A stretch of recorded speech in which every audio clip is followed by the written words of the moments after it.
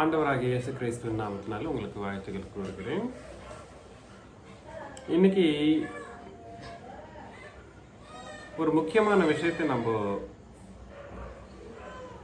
ஆராய்ந்து பார்க்க போகிறோம். அதில் முக்கியமான விஷயம் உங்களுக்கு முன்னாடியே தெரிஞ்சிருக்கலாம், ஆனாலும் ஒரு மெத்தட் பிரகாரம் நம்ம அதை நம்ம ஆலோசனை பண்ணக்கூடியவர்களாக இருக்கிறோம். அதனால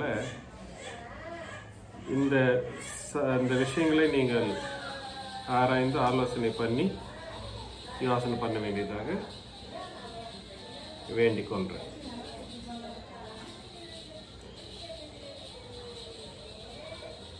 காலங்கள் 3: பிதாக்களின் காலம், நியாயப்பிரமாணத்தின் காலம், புதிய ஏற்பாட்டின் காலம். 3 காலத்திலையும் 3 விதமான ஆராதனைக்குரிய சட்டதிட்டங்கள் நமக்கு கொடுக்கப்பட்டது. ஆராதனைக்குரிய 3 விதமான சட்டதிட்டங்கள் கொடுக்கப்பட்டது. 3 காலத்திலையுமே 3 விதமான சட்டதிட்டங்கள் கொடுக்கிறப்போ தேவனானவர் அந்தந்த காலத்தில் அந்தந்த மனிதர்களுக்கு கொடுக்கப்பட்ட அந்தந்த சட்டதிட்டங்கள் அவங்க மட்டும்தான் அதை என்ன பண்ணணும்னா ஃபாலோ பண்ணணும். அதில் முக்கியமாக நம்ம யோசனை பண்ண வேண்டியது, பழைய ஏற்பாட்டில் தேவனை ஆராதனை பண்ணணும்னா, இல்லை தேவனுடைய பிரஜையை தேவனுடைய பிள்ளைகளை நடத்தணுன்றவங்களுக்கு சரி, அவங்க என்ன பண்ணணும்? 2 விதமான நபர்களை தேவனானவர், 2 விதமான கோத்திரங்களை தேவனானவர் தெரிந்து கொண்டார். அதில் ஒன்று உங்களுக்கு தெரியும், ஆசாரியர்களா இருக்கிறதுக்காக லேவி கோத்திரத்தை தேவனானவர் தெரிந்து கொண்டார். அப்புறம் தேவனுடைய பிள்ளைகளை நடத்துறதுக்காக ராஜரிகம் பண்ணக்கூடிய ஒரு கோத்திரத்தை தேவனானவர் தெரிந்து கொண்டார். யார் அவங்க? யூதர்கள். யூதா மனுஷனா இருக்கிறப்பவே யூதா கிட்ட சொல்லிட்டார் தேவனானவர். என்னன்னு சொல்லிட்டாரு? நீ தான் உன்னிலிருந்து தான் எல்லா ராஜரிகமும் நடக்கப்படும் என்ற ஒரு கருத்தை தேவனானவர் யூதாக்கே சொல்லிட்டார். அது நம்ம ஆதியாகமும் 49ஆம் அதிகாரத்தில் நம்ம பார்த்தோம்னா நம்மளுக்கு தெரியும். ஆதியாகமும் 49ஆம் அதிகாரத்தில் நீங்க பர்டிகுலரா படிக்க தேவையில்லை, அது நம்மளுக்கு தெரிஞ்சது தான். 49:10 சொல்றாங்க. அங்கேயே சொல்லிடுறாரு. உபாகமம் 18:1 கூட சரி, உபாகமம் 18:1 கூட சரி, நமக்கு கிளியரா சொல்றது என்னன்னா, பாருங்க ஒரு வாட்டி உபாகமம் 18ஆம் அதிகாரம் 1ஆம் வசனம்.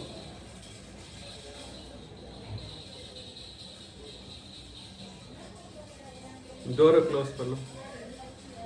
லேவியரான ஆசாரியருக்கும் லேவி கோத்திரத்தார் அனைவருக்கும் இஸ்ரவேல் புத்திரருடன், அதனால லேவியரான ஆசாரியருக்கும், லேவியர் யாருன்னா இப்போ ஆசாரியர்களா இருக்க வேண்டியவங்க மட்டும் எந்த கோத்திரத்தாரு? லேவி கோத்திரத்தார். லேவி கோத்திரத்தார் மட்டும்தான் என்ன பண்ணணும்னா ஆசாரிய வேலைகள் எல்லாம் செய்யணும். வேற யாருமே அதை செய்யக்கூடாது. இது ஈசாக்கு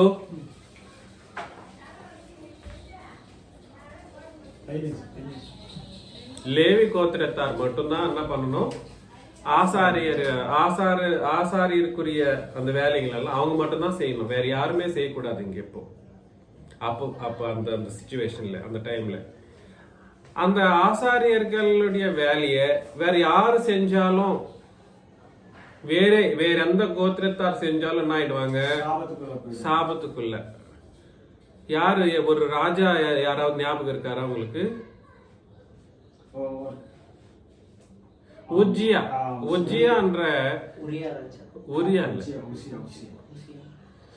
அந்த உஜ்ஜியான்ற அந்த ராஜா என்ன பண்றாருன்னா, ஆசாரியர் செய்யக்கூடிய ஒரு தூபம் போடுற அந்த ஒரு வேலையை அவரை எடுத்துக்கின்னு அவரே போய் செய்ய போறப்ப என்ன பண்ற, என்ன ஆகுதுன்னா, தேவனானவர் எல்லா ஆசாரியரும் தடுத்துவாங்க.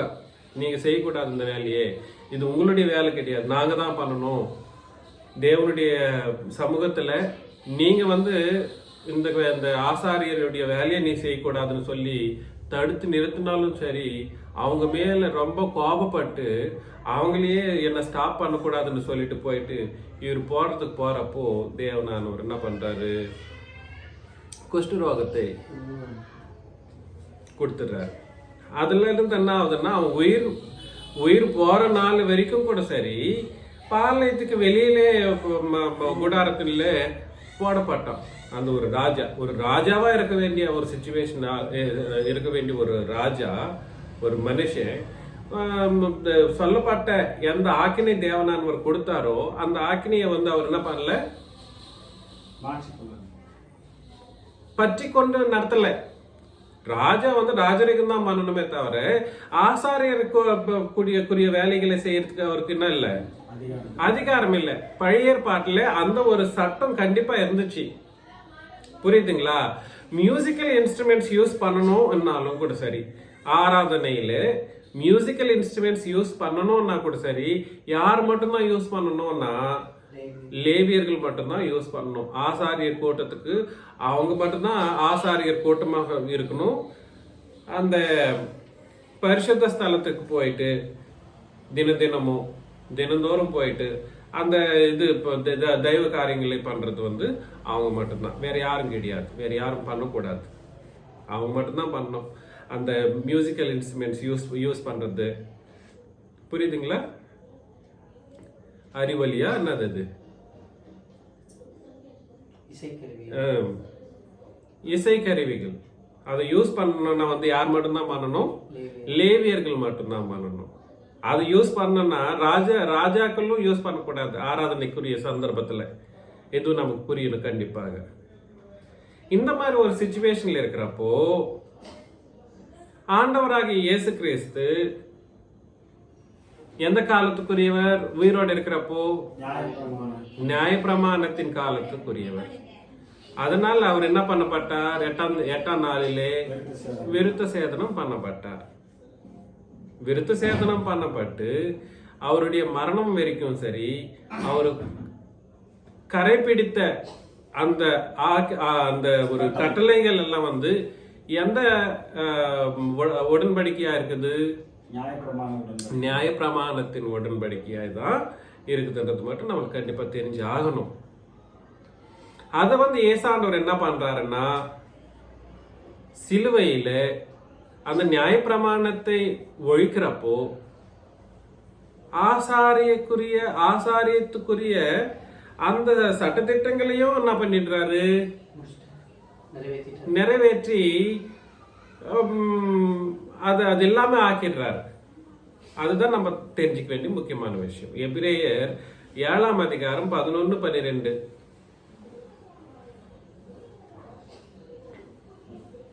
எபிரேயர் 7ஆம் அதிகாரம். இஸ்ரவேல் ஜனங்கள் லேவி கோத்திர ஆசாரிய முறைமைக்குட்பட்டிருந்தார்கள் அல்லவோ, நியாயப்பிரமாணத்தை பெற்றார்கள். அந்த ஆசாரிய முறைமையினாலே பூரணப்படுதல் உண்டாயிருக்குமானால் ஆரோனுடைய முறைமையின்படி அழைக்கப்படாமல் மெல்கிசேதேக்குடைய முறைமையின்படி அழைக்கப்பட்ட வேறொரு ஆசாரியர் எழுப்ப வேண்டியது என்ன? ஆசாரித்துவம் மாற்றப்பட்டிருக்குமே, ஆனால் நியாயப்பிரமாணமும் மாற்றப்பட வேண்டியதாகும். நியாயப்பிரமாணம் எப்போ மாத்திட்டாரோ ஏசாண்டவர் சிலுவையில, அது எப்போ அதை ஒழித்துட்டாரோ, அது நமக்கு விரோதமா இல்லாம அது எப்போ எடுத்து போட்டுட்டாரோ, அது கொலைத்துட்டாரோ, அப்பவே ஆசாருக்குரிய சட்டத்திட்டங்களையும் என்ன ஆயிடுச்சு, மாறிடுச்சு. அதுதான் நாங்க சொல்றாரு, மாறிட்டுன்னு சொல்லி சொல்றப்போ அது மாறின ஒரு விஷயம் நம்ம தெரிஞ்சுக்கணும். அதனால தான் புதிய ஏற்பாட்டின் சட்டத்தின்படி அந்த இசை கருவிகள் நம்ம யூஸ் பண்றதுக்கு முடியாது, ரூல் அது. ஏன்னா புதிய ஏற்பாட்டின் சட்டத்திட்டங்களை வசனத்தின்படி பார்த்தோம்னா எங்கேயுமே நம்ம அந்த கருவிகளை யூஸ் பண்ற மாதிரி நம்ம பார்க்க மாட்டோம். அந்த மாதிரி தேவனுடைய வசனம் எங்கேயுமே புதிய ஏற்பாட்டில சொல்லல, புதிய ஏற்பாட்டில சொல்லவே சொல்லல அந்த மாதிரி. காரணம் என்னன்னா, ஆசாரியத்துக்குரிய அந்த சட்டத்திட்டங்களை மாற்றி போட்டார் சிலுவையிலேயே, அது ஒழிந்து போயிடுச்சு. புதிய ஏற்பாட்டின் சட்டம் சிலுவையிலிருந்தே ஆரம்பமாகுது. இது நமக்கு தெரியறப்போ நம்ம என்ன பண்ணணும், நம்மளுடைய இப்போ பழைய ஏற்பாட்டின் படி ஆசாரிய காரியங்களை செய்யறதுக்காக லேவியர்களும் ராஜரிகம் பண்றதுக்காக யூதர்களும் இருக்காங்க. அவங்களுடைய வேலை அவங்கவுங்க மட்டும்தான் பண்ணணும். புதிய ஏற்பாட்டின் சட்டத்தின்படி இதெல்லாம் மாற்றப்பட்டதுன்றது நம்ம புரிஞ்சுக்கணும். அப்போ இப்போ புதிய ஏற்பாட்டின் சட்டத்திட்டத்தின்படி நம்ம என்னவா இருக்கிறோம் அது நம்ம தெரிஞ்சுக்கணும். அது உங்களுக்கு தெரியும். வெளிப்படுத்தின விசேஷம் 5ஆம் அதிகாரம் 9-10 வெளிப்படுத்தின விசேஷம் 5ஆம் அதிகாரம். புஸ்தகத்தை வாங்கவும் முத்திரைகளை உடைக்கவும் பாத்திரராய் இருக்கிறீர். ஏனெனில் நீர் அடிக்கப்பட்டு சகல கோத்திரங்களிலும் பாசைக்காரர்களும் ஜனங்களிலும் ஜாதிகளிலும் இருந்து எங்களை தேவனுக்கென்று உம்முடைய இரத்தத்தினாலே மீட்டுக் கொண்டு எங்கள் தேவனுக்கு முன்பாக எங்களை ராஜாக்களும் ஆசாரியரும் ஆக்கினீர். ஒரே மனுஷன் இப்போ என்னவாகிறான்? இயேசு கிறிஸ்துவனுடைய ரத்தத்துல மீட்கப்பட்ட எந்த மனுஷனா இருக்கலாம். அவங்களுக்கு ஒரு இந்த கோத்திரம், இந்த பாஷை அதெல்லாம் இல்லை, கண்டிஷன்ஸ் எதுவும் வைக்கல. எந்த ஜாதியா இருக்கலாம், ஜாதி எந்த பாஷையோ எந்த தேசத்தினாலாவும் இருக்கலாம். ஏசாண்டவருடைய ரத்தம் சகல ஜாதிகளுக்காக என்ன பண்ணப்பட்டது? சிந்தப்பட்டது. அதனால் அவருடைய ரத்தத்தினால மீட்கப்படுகிறவர்களுக்கு 2 தகுதிகள் கொடுக்கப்பட்டது. 2 தகுதிகள். என்னது? ஒண்ணு, இப்போ நீங்க ஞானஸ்தானம் புதிய ஏற்பாட்டின் சட்டத்தின்படி கிறிஸ்துவின் ரத்தத்துல நீங்க மீட்கப்பட்டிருந்தா நீங்களே என்னவா இருக்கீங்க? ராஜாவுமா இருக்கீங்க. அப்புறம் ஆசாரியரும் நம்மளதான் இருக்கிறோம். ஒரு மனுஷனே 2 காரியங்களை செய்யக்கூடிய தகுதிகளை நம்ம எடுத்துட்டு இருக்கோம். உலகத்துல நிறைய பேரு நாங்கள் கிங்ஸ்ன்னு சொல்லிட்டு கிங்ஸ் மட்டும்தான் வச்சிட்டு இருக்காங்க. நாங்க ஆசாரியர்கள் கிடையாதுன்ற மாதிரி.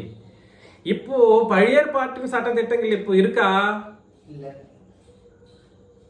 அப்போ ராஜரிகம் மட்டும்தான் பண்ணணும்.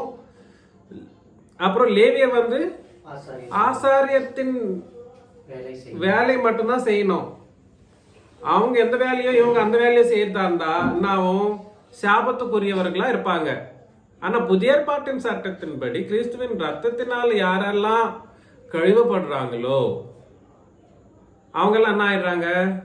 ஒரே மனுஷனா இருந்தாலும் 2 தகுதிகள் அவங்களுக்கு கொடுக்கப்பட்டது. ராஜரிகமும் பண்ணக்கூடிய தகுதி, அதே மாதிரி ஆசாரியத்தையும் பண்ணக்கூடிய தகுதி அவங்களுக்கு கொடுக்கப்பட்டது. புரியுதுங்களா? இதுல நம்ம எதுவுமே புதிய ஏற்பாட்டின் சட்டத்துல வந்த அந்த 2 தகுதிகளையும் நம்ம கண்டிப்பா கடைபிடித்துதான் ஆகணும். எப்படி? 2 தகுதிகளையும் நம்ம என்ன பண்ணணும்? கடைபிடிக்கணும். ஆனா இப்போ திரும்பி பழைய ஏற்பாட்டின் சட்டத்திட்டங்களின்படி நாங்க கிங்ஸ்னு கொஞ்சம் பேர் சொல்லிக்கிறாங்க, நாங்க ஆசாரியர்கள்னு கொஞ்சம் பேர் சொல்லிக்கிறாங்க. இதை நம்ம வேறுபடுத்த முடியாது. கரெக்ட். இன்னொரு வசனம் இருக்கு, நிறைய வசனங்கள் இருக்கு. நான் ஜஸ்ட் சொல்லிட்டு வந்துட்டு இருக்கேன். இன்னும் பேதுருல சொல்றாரு 2ஆம் அதிகாரத்துல.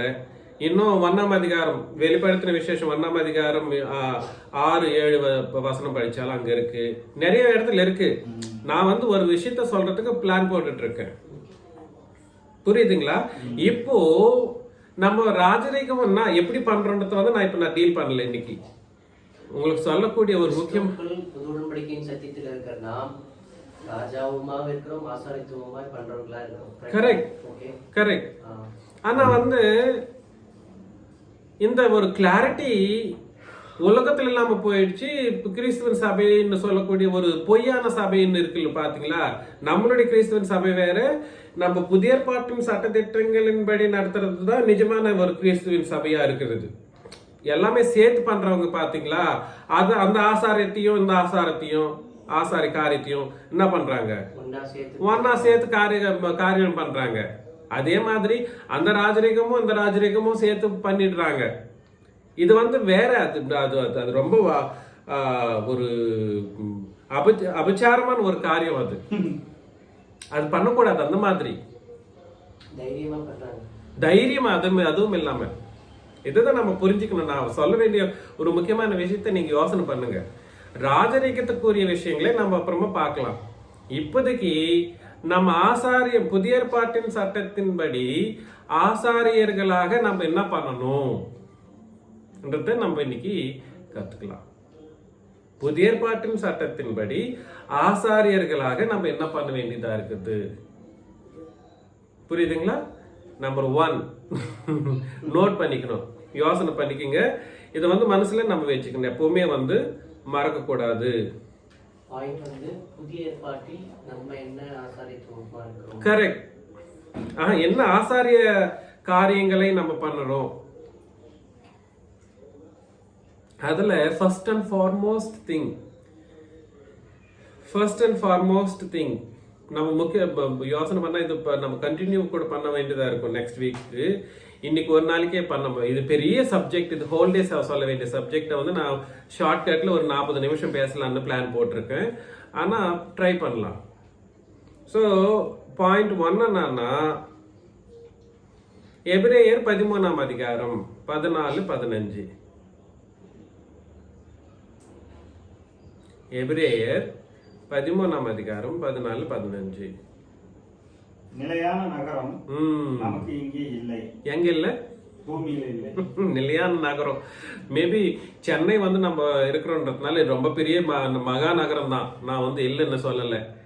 இந்த மாதிரி சென்னையோ இல்ல மும்பையோ இது எவ்வளவு பெரிய பெரிய உலகத்திலேயே பெரிய நகரம்னு ஏதாவது சொல்லப்பட்டிருந்தாலும் அதுவும் என்ன ஆகாது, நிலையா இருக்காது.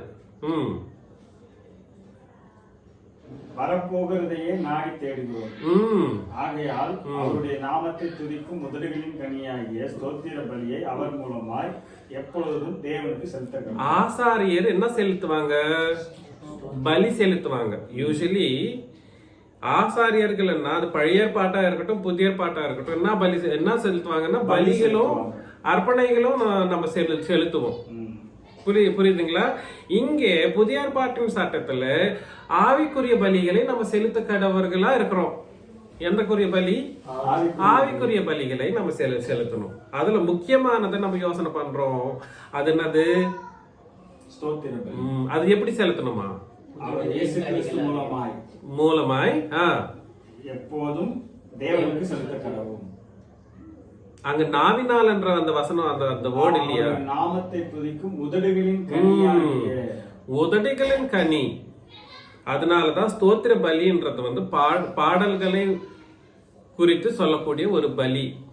அந்த பாடல்கள் நம்ம ஸ்தோத்திரம் செலுத்தி பாடுறப்போ உதடுகளின் மூலமாக அந்த ராகத்தை நம்ம என்ன பண்ணணும், இன்கல்கேட் பண்ணிட்டு நம்ம பாட வேண்டியவர்களா இருக்கிறோம். அததான் புதிய ஏற்பாட்டின் சட்டத்தின்படி நம்ம பலி செலுத்த வேண்டிய ஒரு பலி. இது எப்ப எல்லாம் செலுத்தணுமா? அங்க கரெக்டா படிச்சு பார்க்கணும் எப்போது. அதனால இன்னைக்கு நீங்க ஆசாரியர்களா இருக்கிறீங்கன்னு சொன்னா, புதிய ஏற்பாட்டின் சட்டத்தின்படி ஆசாரியர்களா ஆயிருக்கிறீங்கன்னு சொன்னா, நீங்க இன்னைக்கு என்ன பண்ணிருக்கணும்? இந்த பலி செலுத்த வேண்டியவர்களா இருக்கிறோம். ஸ்தோத்திர பலி. இது எவ்ரிடே ஒரு பலி செலுத்தவர்களா எவ்ரிடே நம்ம நடத்த வேண்டிய ஒரு பலி. புரியுதுங்களா நான் சொல்றது? கண்டிப்பாக நம்ம செய்யணும். ஆனா பிதாவாகிய தேவனை செலுத்தணும்ன்றப்போ அங்க நம்ம புரிஞ்சுக்க வேண்டிய ஒரு முக்கியமான விஷயம் இருக்கு. இன்னொரு வாட்டி படிங்க. ஆகையால் அவருடைய நாமத்தை துதிக்கும் உதடுகளின் கனியாகிய ஸ்தோத்திர பலியை அவர் மூலமாய் எப்போதும் தேவனுக்கு செலுத்த கடவோம். அவர் நாமத்தை யார்? அவரு கிறிஸ்து. இயேசு கிறிஸ்துவனுடைய நாமத்தை நம்ம என்ன பண்ணணுமா? துதிக்கணும். ஆனா அது எப்படி? அது அவரே துதித்தாலே அது யாருக்கும் போகுமா? அதுதான் நான் சொல்ல வேண்டிய முக்கியமான விஷயம். துதிக்கிறது இப்ப எல்லாம் ஜனம் என்ன சொல்றாங்கன்னா, பிதாவாகிய தேவனை மட்டும்தான் ஆராதனை பண்ணணும், துதிக்கணும்ன்ற மாதிரி சொல்லிட்டு இருக்காங்க நிறைய பேரு. போனா டினாமினேஷன் வைஸ் போயிட்டுன்னா ஏசாண்டு மட்டும்தான் அவங்க என்ன பண்றாங்கன்னா துதிக்கணும், அவரே துதித்து பாடுறது. பிதாவாகிய தேவனை காத்துல கலந்துருவாங்க. அவரை கணக்கில் வச்சுக்க மாட்டாங்க. அவர் யார், அவரே இவருன்ற மாதிரியும் இருக்கும். அது அப்படி போயிட்டு வாங்க. அவங்க அப்படி போயிட்டா கிறிஸ்துவின் சபையில இருக்கிறவங்க எல்லாம் ஏசாண்ட காதல் கலந்துடுறாங்க. கரெக்ட். இப்போ இன்னொன்னா ஜீசஸ் கிரைஸ்ட்க்கு வந்துட்டு நம்ம ஸ்தோத்திர பாடலே செலுத்தக்கூடாது என்ற மாதிரி இப்போ அந்த மாதிரி தான் நடக்குது எங்கேயுமே. இது irrespective ஆஃப் எனி லாங்குவேஜ். அது தெலுங்குக்கு போங்க, தமிழுக்கு வாங்க, கன்னடா போங்க, அந்த அமெரிக்கா போங்க, இவங்கெல்லாம் வந்து இப்போ கிறிஸ்துவின் சபைன்னு சொல்லக்கூடிய இவங்களெல்லாம் கூட சரி, இந்த ஒரு வித்தியாசத்தை புரிஞ்சிக்காம தேவனும் பிதாவாகிய தேவனும் ஏசு ஆண்டவரும் என்னவா இருக்காங்கன்னா சமானமா இருக்காங்கன்ற ஒரு யோசனையிலேயே ஸ்தோத்திரம் செலுத்துற ஒரு பாக்கியத்தை வந்து விட்டு விடுறாங்க. அதுல வந்து கிளாரிட்டி இல்லை. ஏசு ஆண்டவரை நம்ம துதித்து பாடினாலே பிதாவாகிய தேவனும் என்ன பண்ணுவாரா, மகிமைப்படுத்துவார் என்ற ஒரு கான்செப்ட் தான் புதிய ஏற்பாட்டின் சட்டம் சொல்லுது. இஸ்ரவேலரும் அப்படிதான் நினைச்சிட்டாங்க, பிதாவாகிய தேவன் மட்டும்தான் எங்களுக்கு புருஷன் என்ற மாதிரி அவங்களுடைய யோசனை. ஆனா ஏசாண்டவர் வந்து சிலுவையிலே அந்த நியாயப்பிரமாணத்தை எப்போ ஒழித்துட்டாரோ, இன்னும் புருஷன் யார் இப்போ பிதாவாகிய தேவனே நினைச்சிட்டு இருந்தா தப்புடா நீங்க எல்லாம் பண்றது. இன்னொருத்தர் இருக்கிறார், அவரை நீங்க சேர வேண்டியவரா இருக்கிறீங்கன்னு சொல்லி ரோமர் 7:4 சொல்றாங்க. சரி, ஃபர்ஸ்ட் நம்ம என்ன செலுத்தணும்? பிதாவாகிய தேவனுக்கும் இல்ல ஏசாண்டவருக்கும் என்ன செலுத்தணும்? ஸ்தோத்திர பலி செலுத்தணும். அது எப்ப செலுத்தணும்? எப்பொழுதும் செலுத்தணும். புரியுதுங்களா?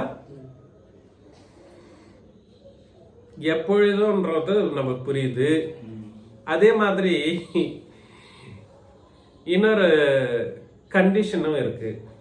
எப்பொழுதும் ஓகே நம்ம பாடுறோம், சந்தோஷம்தான். எல்லோரும்ன்றது நம்மளுக்கு இங்க தேவை.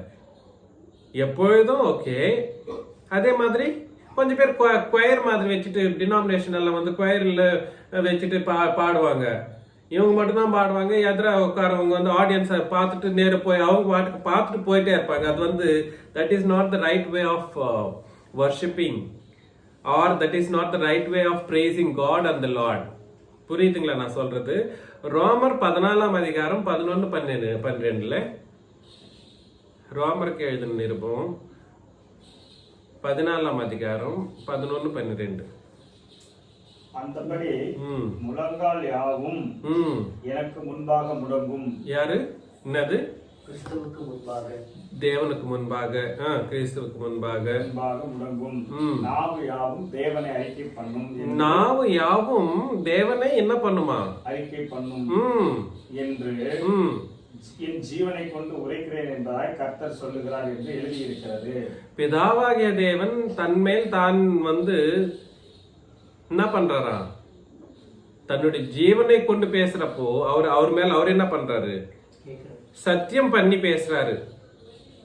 என் ஜீவனை கொண்டு நான் பேசுறேன், எல்லா முழங்காலும் என்ன பண்ணணுமா? அவர் முன்னாடி முட்டி போடணும். இப்ப ஜபம் பண்றவங்க யாரும் முட்டி போடுறது இல்லை. சேர்ஸ் எல்லாம் நல்லா போட்டுட்டு நல்லா அப்படியே உட்காந்து அவங்க பாட்டுக்கு அவங்க பேசுறதும் அவங்க பாட்டுக்கு கேட்கறது போறதுமே இருக்கு. ஜபம் பண்றப்போ வந்து ஒரு கண்டிஷன் பிரகாரம் அது முழங்கால் படிட்டு ஜபம் பண்ற மாதிரி நம்ம பாக்குறது இல்லை. அவங்க நின்றுட்டு பண்ணாங்க. அந்த சிச்சுவேஷன் அப்படி. புதிய ஏற்பாட்டின் சட்டத்தின்படி ஈதர் நீல் டவுன், முழங்கால் படிக்கிறதோ இல்ல நின்றானாலும் நம்ம என்ன பண்ணணும்னா ஜெபம் வந்து பண்ணணும். அதே மாதிரி நாவு இருக்கிற யாராகலும் என்ன பண்ணணுமா? அறிக்கை பண்ணணும்னு அங்க எழுதி வச்சிருக்கு. இங்கிலீஷ்ல வந்து பிரேசிங் என்ற மாதிரியும், தெலுங்குல துதிக்கிற அந்த ஒரு பாடல்களை குறித்து சொல்லப்பட்ட அந்த நாவுன்ற அந்த வார்த்தையை வந்து யூஸ் பண்ணப்பட்டது. புரியுதுங்களா? துதிக்கிறது வந்து எல்லாரும் யாருக்கெல்லாம் நாவு இருக்கோ அவங்க எல்லாம் என்ன பண்ணணுமா? தேவனை வந்து துதிக்கணும் எல்லாரும்.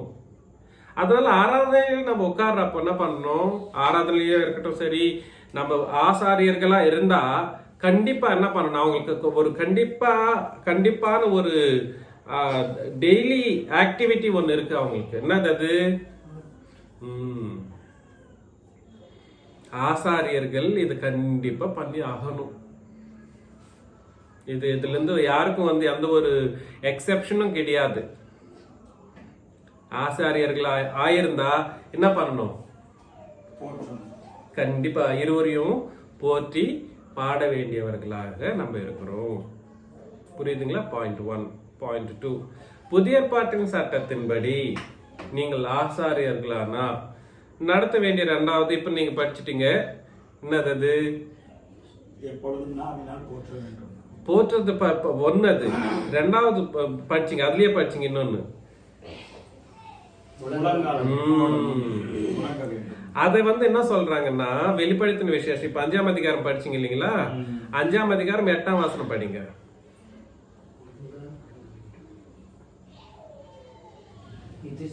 வெளிப்படுத்தின விசேஷம் 5ஆம் அதிகாரம் 8ஆம் வசனம். ஆமா. அவர் வாங்கின போது அந்த 4 ஜீவன்களும் 24 மூப்பர்களும் தங்கள் தங்கள் சுரமண்டலங்களில் பரிசுத்தவான்களுடைய ஜெபங்களாகிய தூப வர்க்கத்தால் நிறைந்த பொற்கலசங்களை பிடித்துக் கொண்டு, ஜெபம் என்றது என்னவா இருக்குதான்? தூப வர்க்கங்களா இருக்குதான். நம்ம இன்னைக்கு ஆசாரியர்களா இருக்கிறோம்னா நம்ம என்ன பண்ணணுமா? ஜெபம் என்ற தூபம் நம்மளுடைய ஆண்டவராகி இயேசு கிறிஸ்துவுக்கும் பிதாவாகிய தேவனுக்கும் நம்ம தூபம் போடணும், போட்டு ஆகணும், தூபம் போடணும். இது என்னைக்கெல்லாம் செய்யணுமா? இது கூட என்றென்றைக்கும் செய்யக்கூடிய ஒரு முக்கியமான விஷயம். என்றென்றைக்கும். புரியுதுங்களா? நம்ம இங்க எப்படி தூபம் போடுறோம்னா, இந்த மாதிரி சேர்ல நல்லா உட்காந்துட்டோ, கொஞ்சம் பேர் படுத்துட்டோ, இல்ல கொஞ்சம் பேர் படுத்துட்டோ, நிறைய பேர் நிறைய விதவிதமா பண்றாங்க. நம்ம பண்ற ஜபம் தூப வர்க்கங்கள் வைக்கப்பட்ட என்ன பாத்திரமா இருக்குமா? அது என்ன பாத்திரமா மாறி போகுதா? பொற்கலசம்னா கோல்டு, பியூர் கோல்டுல ஒரு கலசம் மாதிரி பண்ணி வச்சு அதுல நம்ம சொல்ற அந்த வார்த்தைகள் எல்லாம் வைக்கப்பட்டு, தூபங்களா வைக்கப்பட்டு, நம்மளுடைய ஆண்டவராக இயேசு கிறிஸ்துவுக்கு முன்னாடி எப்படி அது அர்ப்பிக்கப்படுதோ படிங்க. பிடித்துக் கொண்டு ஆட்டுக்குட்டியானவருக்கு முன்பாக வணக்கமாய் விழுந்து. அப்பா, நீங்க எப்படி பண்றீங்களோ எனக்கு தெரியாது. அங்க அர்ப்பிக்கிறப்பவே ஆட்டுக்குட்டியானவருக்கு முன்பாக எப்படி அது செலுத்தப்படுதா? வணக்கமாய் என்ன அப்படியே சாஷ்டாங்கமா விழுந்து பண்றது. அப்படிப்பட்ட ஒரு தன்னைத்தானே குறைத்து கொண்டு அப்படி பண்ற ஒரு ஜபம் நம்ம பண்ண வேண்டியவர்களா இருக்கிறோம். இது உலகத்தார் பண்றாங்க, நம்ம பண்றது. உலகத்தார் பண்றாங்க, அவங்களுக்கு இருக்கு கொஞ்சம் அந்த மாதிரி இடம் பொருளெல்லாம் பார்க்க மாட்டாங்க. கரெக்ட். மண்ணு கூட இருக்கும், மண்ணிலே விழுவாங்க. ஆனா நம்ம ஆளுங்க புதிய ஏற்பாட்டின் கிறிஸ்துவின் சபைன்னு சொல்ற அந்த பொய்யான சபைக்காரர் இருக்காங்க, எல்லாத்தையும் சேர்த்து பண்றாங்க. அவங்க இதெல்லாம் ஓவர் ரைட் பண்ணிட்டாங்க.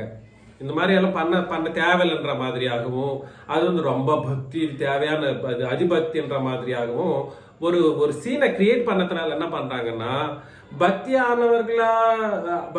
இருக்கிறவங்க கூட சரி, அதனால என்ன ஆகுறாங்கன்னா பின்வாங்கிடுறாங்க, பண்றது கிடையாது.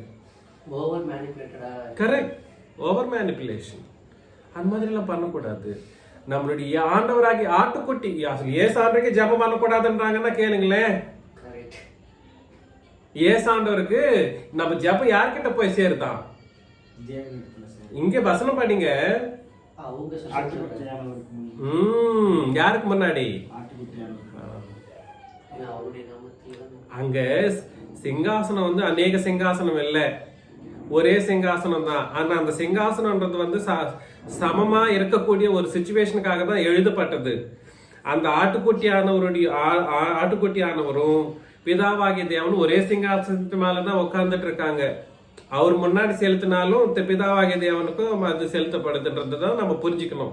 இந்த விஷயத்திலையும் நம்ம ஜபம் பண்றப்போ நம்ம ஜபம் தூபமாக பிதாவாகிய தேவனுக்கும் குமாரனாகிய கிறிஸ்துவுக்கும் என்ன பண்ணுதா?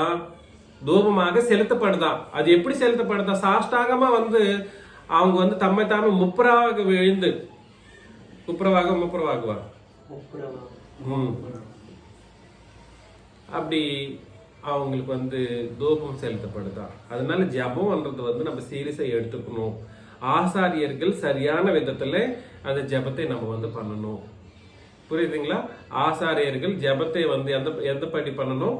சரியான முறையில பண்ணணும். சரியான முறையில பண்ணணும். உங்களுக்கு ஸ்தேவானை பத்தி உங்களுக்கு தெரியும்னு நினைக்கிறேன். ஸ்தேவான் வந்து எப்படிப்பட்ட ஒரு ஆளுன்னா, புதிய ஏற்பாட்டின் ஆசாரியத்தை 100,000 மடங்கு கண்டிஷனாக நடத்தின ஒரு ஆள், ஒரு பரிசுத்தவான், ஒரு ஆசாரியன். அவர் ஜெபம் பண்றப்போ இவர்கள் மேல் இந்த பாவத்தை சுமக்காதிரும் ஒரு சொல்ல, அந்த 2 செகண்டுக்குரிய அந்த பிரார்த்தனையை ஜெபத்தை பண்றதுக்காக அப்படி சிச்சுவேஷன் என்ன இருக்கா, அந்த சிச்சுவேஷன் என்ன இருக்கு, அப்ப என்ன எப்படி இருக்காரு அவரு? கல்லில் அடிக்கப்பட்டு உயிரே போகக்கூடிய ஒரு சிச்சுவேஷன்ல ஜெபம் பண்ணி உயிரை விட்டுடுறாரு. ஜெபம் பண்ணி அப்படியே சாய்ந்துடுறாரு. 2 செகண்ட் பிரேயருக்காக 2 செகண்ட் தான் இந்த பாவத்தை இவர்கள் மேல சுமத்தாதிரம்ன்றதுக்காக ஏசானோருக்கு பண்றாரு. யாருக்கு பண்றாரு? யாருக்கு பண்றாரு? ஏசாண்டவருக்கு பண்றாரு. ஏசு பிரபுவா தெலுங்குல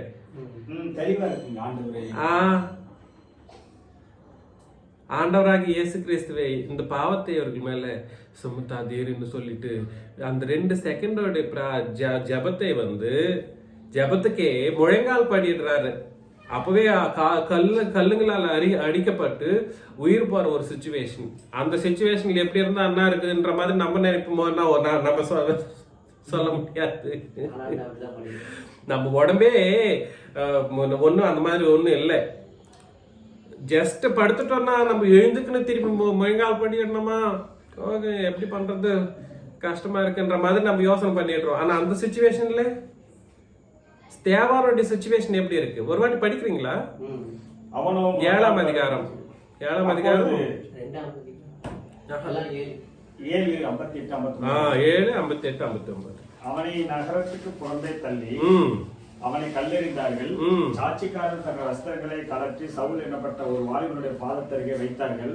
அப்பொழுது கர்த்தராகிய இயேசுவே என் ஆவியை ஏற்றுக்கொள்ளும், பிரேயர் இருக்கு, ஏற்றுக்கொள்ளும் என்று ஸ்தேவான் தொழுது கொள்ளுகையில் அவனை கல்லெறிந்தார்கள். அவனும் முழங்கால் படியிட்டு, ஆண்டவரே இவர்கள் மேல் இந்த பாவத்தை சுமத்தாதீர்கள் என்று மிகுந்த சத்தமிட்டு சொன்னான். இப்படி சொல்லி நித்திரை அடைந்தான். அந்த உயிர் போற அந்த சிச்சுவேஷன்ல முழங்கால் படியிட்டு ஜெபம் பண்ண வேண்டிய சூழ்நிலை இருக்குதுன்றது வந்து கடைபிடித்த ஒரு புதிய ஏற்பாட்டின் ஆசாரியன் எப்படி இருக்கிறாரு பாத்தீங்களா? புதிய ஏற்பாட்டின் ஆசாரியர் அந்த காரியத்தை கண்டிப்பாக கடைபிடித்த அந்த ஸ்தேவான் என்றவரை நம்ம வந்து ஞாபகத்தில் வச்சுக்கணும்.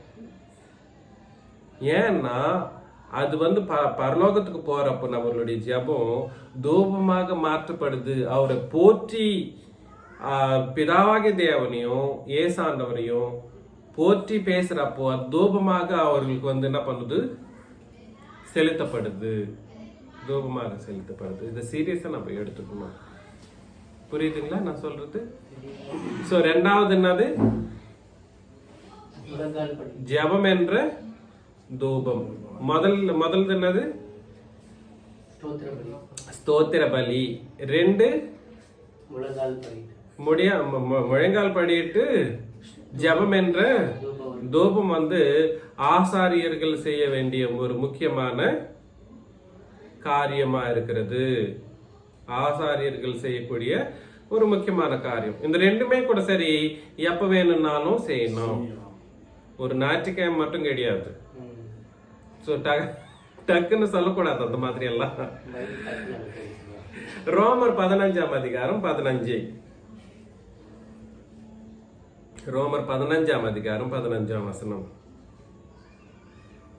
அப்படி இருந்தும் சகோதரரே, புறஜாதியாராகிய பலி பரிசுத்த ஆவியினாலே பரிசுத்தமாக்கப்பட்டு தேவனுக்கு பிரியமான பலியாகும்படிக்கு நான் தேவனுடைய சுவிசேஷ ஊழியத்தை நடத்தும் ஆசாரியனா இருந்து. பாத்தீங்களா? நம்ம ஆசாரியர்கள்லாம் நம்ம இருக்கிறோம்னா நம்ம டெய்லி செய்ய வேண்டிய இன்னொரு முக்கியமான ஒரு காரியத்தை நம்மளுக்கு தேவனானவர் சொல்றார். என்னது அது? புறஜாதிகளை நம்ம என்ன பண்ணணுமா? புறஜாதியார்களை நம்ம என்ன பண்ணணும்? பலியாக தேவனுடைய சன்னிதானத்துல எடுத்துட்டு வரணும். தேவனுடைய சுவிசேஷ ஊழியத்தை நடத்தும். சுவிசேஷத்தை நம்ம சொல்ற அப்போ பாவியானவர்கள் இல்ல புறஜாதியா இருக்கிறவர்கள் என்ன பண்றாங்கன்னா சுவிசேஷத்தை சொல்றது வந்து நம்மளுடைய கடமை கிடையாது, ஆசாரியத்தின் காரியமா இருக்கிறது. நீ இது வந்து ஒரு பிரீச்சர் மட்டும் தான் சொல்லிட்டு தெரியணும்ன்ற மாதிரி கிடையாது. இது எல்லாருக்கும் நீ சபையில ஒரு ஆசாரியனா சேர்க்கப்பட்டன்னா உன்னுடைய காரியம் என்னவா இருக்குது? ஆசாரியத்தின் காரியத்தின்படி சுவிசேஷத்தை நம்ம என்ன பண்ணணுமா? சொல்லி சொல்றது என்னவா இருக்குது? நம்மளுடைய அது தேவனுக்கு செலுத்துற யார்? அது பலி யாரு? புறஜாதி. செலுத்துறது யாரு? ரட்சிக்கப்பட்ட நாம என்ன? ஆசாரியர்கள். அந்த அந்த சப்ஜெக்ட் அது தானே.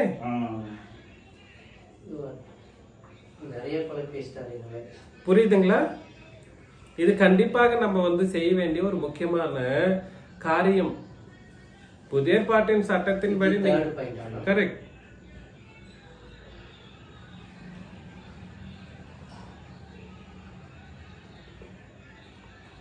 புரியுதுங்களா நான் சொல்றது? புறஜாதிகள் அவர்களை வந்து நம்ம வந்து தேவனுடைய சமூகத்துல எடுத்துட்டு வந்துட்டு அவர்களை பலியாக சமர்ப்பிக்கணும்னா அவர்களை வந்து சாவடிக்கணுன்றது சிச்சுவேஷன் கிடையாது. அவர்களுடைய ஆவிகளை வந்து தேவனுக்கு நம்ம ஒப்பு கொடுக்க வேண்டியவர்களா இருக்கிறோன்ற ஒரு கான்டெக்ஸ்டை தான், சந்தர்ப்பத்தை தான் இங்க பேசுறார் தேவனானவர். புரியுதுங்களா? சொல்லுங்க. ஒண்ணு என்னது?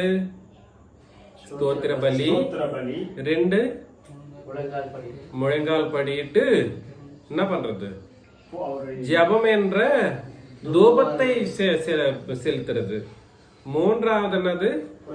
புறஜாதிகளை சுவிசேஷத்தின் சுவிசேஷத்தை கொண்டு ஆசாரியத்தை பண்ணி புறஜாதியாரை வந்து பலியாக தேவனுக்கு செலுத்தணும். அதாவது ஒரு ஆசாரியனாகிய நான் வந்து ஒரு புறஜாதிக்கு சுவிசேஷம் சொல்லி அவங்க வந்து ரட்சிப்புக்குள்ள கொண்டு வரணும். ஆனா அங்கே சுவிசேஷமே என்னன்னு தெரியல கிறிஸ்துவின் சபையில இருக்கிறவங்களுக்கு. சுவிசேஷம்னா மத்திய சுவிசேஷம், மார்க்கு சுவிசேஷம், லூக்கா சுவிசேஷம், யோவான் சுவிசேஷம். சுவிசேஷமே தெரியாதவன் என்ன சுவிசேஷத்தை போதிப்பான்? புரியுதுங்களா நான் சொல்றது? சுவிசேஷமே தெரியாதவன் இப்ப நான் சொன்ன பாத்தீங்களா முதல்லயே, பழைய இயேசு ஆண்டவரே என்ன சுவிசேஷத்தை போதித்தார்? நியாயப்பிரமாணத்தின்படிதான் இஸ்ரவேலருக்கு சுவிசேஷத்தை போதித்தார். அது வந்து சுவிசேஷம் அவங்களுக்கு மட்டும்தான், நமக்கு கிடையாது. சகல ஜாதியாருக்கும் சுவிசேஷன்றது வந்து புதிய ஏற்பாட்டின் சட்டத்தின்படி அவர்களுடைய சகல பாவங்களுக்காக இயேசானவர் மரணித்தார், அடக்கம் பண்ணப்பட்டார், 3ஆம் நாளிலே உயிர்த்தெழுந்தார் என்று சொல்லக்கூடிய அந்த ஒரு விஷயத்தை தான், உபதேசத்தை தான் சுவிசேஷம்னு சொல்லக்கூடிய வசனங்கள் நம்மளுக்கு நிறைய இருக்கு. ஆனா நம்ம ஆளுக்கு சுவிசேஷம் எங்க போயிடுறாங்கன்னா மத்திய மார்க் லூக்கா யோவானுக்கு போயிடுறாங்க. சுவிசேஷம்னா சுவிசேஷம் அவங்களை ரட்சி எத்தனை 1000 பேரை கூட கூப்பிட்டு வந்து வச்சுக்கோ சபையில, அது சபை ஆகுமா? நீ 1000 பேர் கிடையாது, 1,00,000 பேர் உட்கார வச்சா கூட சரி, அது சபையும் கிடையாது, நீ பண்ணது சுவிசேஷமும் கிடையாது, ரட்சிப்பும் இல்ல, டோட்டலி ஃபெயில். எனக்கு எப்படி கொடுத்தாங்கன்னா மேக்ஸிமம் ஒரு 5 minutes டைம், அந்த டைம்ல வந்து இங்க வந்து நம்பர் சிஸ்டம் படுத்து தான் நம்பர் எத்தனை பேர் இருக்கிறாங்க எங்க சபையில சொல்லிக்கிறதுக்கு தான் அந்த மாதிரி எல்லாம் பண்ணிட்டு இருக்காங்க. 5 நிமிஷம் சொல்றதெல்லாம் வந்து சரியான ஒரு விஷயம் கிடையாது, அது ரட்சிப்பும் கிடையாது, சபையே கிடையாது, அப்படிப்பட்ட உபதேசமும் பண்ணல. அவன் வந்து ஒரு ஆசாரியனும் கிடையாது. ஆசாரியத்துக்காக கண்டிப்பாக என்ன பண்ணணும்னா கிறிஸ்துவின் ரத்தத்தினால மீட்கப்படுவர்களா இருக்கணும். கிறிஸ்துவின் ரத்தம்னா எப்படி இருக்கிற ரெட் லிக்விடா இருக்கா? புதிய உடன்படிக்கையே ரத்தமாக பேசப்படுது புதிய ஏற்பாட்டின் சட்டத்தில் நம்ம படிச்சோம்னா. அதனால பாவத்திலிருந்து மீட்கப்படுறது வந்து புதிய ஏற்பாட்டின்படி நீ ஞானஸ்தானம் எடுத்திருக்கிறியான்றதான் இங்க கேள்வியே தவிர வேற எதுவும் கிடையாது. புரியுதுங்களா? நான் சொல்ல வேண்டிய முக்கியமான விஷயம் என்னன்னா, நம்பர் 1, நீ ஆசாரியனாக எப்படி மாற்றப்படுறன்னா, புதிய ஏற்பாட்டின் சட்டத்தின்படி நீ ஞானஸ்தானம் எடுக்கிறப்போ, உன்னுடைய பாவத்திலிருந்து நீ மீட்கப்படுறப்போ, நீ ஆசாரியனாகவும் ராஜாவாகவும் தகுதிகளை பெற்றுக்கொள்ற. புரியுதுங்களா? 2, அந்த ஆசாரியனா நீ இருந்தா ஆசாரியத்துக்குரிய காரியங்களை செய்ய வேண்டியவர்களா நம்ம இருக்கிறோம். அதுல 1, ஸ்தோத்திர பலி என்றென்றைக்கும் நம்ம செலுத்தணும். அது பிதாவாகிய தேவனுக்கும் செலுத்தணும், கர்த்தராகிய கிறிஸ்துவுக்கும் நம்ம செலுத்தணும். செலுத்துறப்போ நாவினாலையும் உதடுகள்னாலையும் நம்ம அதை மட்டும் தான் செலுத்தணும். அதே மியூசிக்கல் இன்ஸ்ட்ருமெண்ட்ஸ் யூஸ் பண்றதா இருந்தா யார் மட்டும் தான் பண்ண வேண்டியதா இருக்கிறது? லேவியர்கள் தான். இப்ப யாராவது இருக்காங்க லேவியர்கள்? இங்க எல்லாம் மியூசிக்கல் இன்ஸ்ட்ருமெண்ட்ஸ் யூஸ் பண்ண ஒருத்தனும் லேவியருக்குரிய அந்த தகுதி கூட இருக்காது. ஆனா இப்ப வந்து ட்ரெஸ் மாத்திரம் போட்டுக்கிறாங்க. அந்த மாதிரி ட்ரெஸ் மட்டும் அதை வாங்கி அதை அதுக்கு தகுந்த மாதிரி ஜொலிக்கிற மாதிரி அதுவும் கொஞ்சம் இதுக்குள்ள மாட்டிட்டு பண்றாங்க. அதெல்லாம் ட்ரெஸ் சேஞ்சிங்களுக்கு இதெல்லாம் கிடையாது. அது அவுட்ஃபிட்ல வந்து there is nothing will happen. அதே மாதிரி ஆசாரியருக்குரிய 2வது காரியம் என்னன்னா தூபம் செலுத்துறது. தூபம் செலுத்துறது வந்து எப்படின்னா, முழங்கால் படியிட்டு தேவனுக்கு முழங்கால் படியிட்டு நம்ம தூபம் செலுத்துறப்போ பிதாவாகிய தேவனுக்கும் ஏசாண்டோருக்கும் நம்ம செலுத்துறப்போ, அது பரலோகத்துக்கு போறப்போ அவங்க வந்து அங்க பெரியவர்கள் இருக்கிறாங்க, அவங்க கையில போறப்போ அவங்களே எப்படி சமர்ப்பிக்கிறாங்களோ அதை வணக்கமா விழுந்து சாஷ்டாங்கமா நம்ம ஜெபம் பண்றோம். அது அப்ப பேசலாம். பெரியவர்கள்னு சொல்லப்படுதாங்க. அந்த பெரியவர்களை பத்தி நம்ம அப்புறம் பேசலாம். 3வது முக்கியமான விஷயம் என்னதுங்க? சுவிசேஷத்தின் ஆசாரியத்தின்படி புறஜாதிகளை வந்து தேவனுக்கு பலியாக செலுத்துறது. போதுமா? மீதி காரியங்கள் இன்னொரு 4 இருக்கு. தேவனுக்கும் ஆண்டவராகிய இயேசு கிறிஸ்துவுக்கும் சித்தமானால் அடுத்த வாரம் நம்ம அதை மீதி 4 நாம யோசனை பண்ணலாம். சரிங்களா? ஒரு வாழ்த்துக்கள்.